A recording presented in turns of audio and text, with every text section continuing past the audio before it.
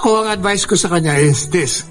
Sabi ko, Mr. President, ang advice ko sa'yo, tumakbo ka muna ng mayor.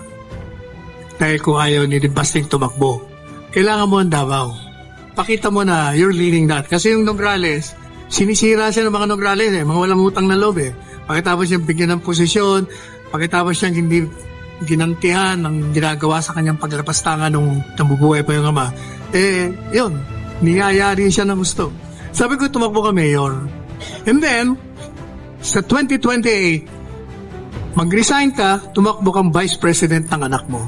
Pag Duterte, maniwala ka, lahat ng mga kaalyado mo na bumaliktad lahat, babalik sa iyo yan bago magkaroon ng halalam. Bakit? Kasi sigurado kayong panalo. Napakalakas niyong mag-ama. Walang makakatalo sa inyo. Kahit ano pang gawin. If you notice, hindi ba nag-alyansa lahat? Nag-alyansa lahat.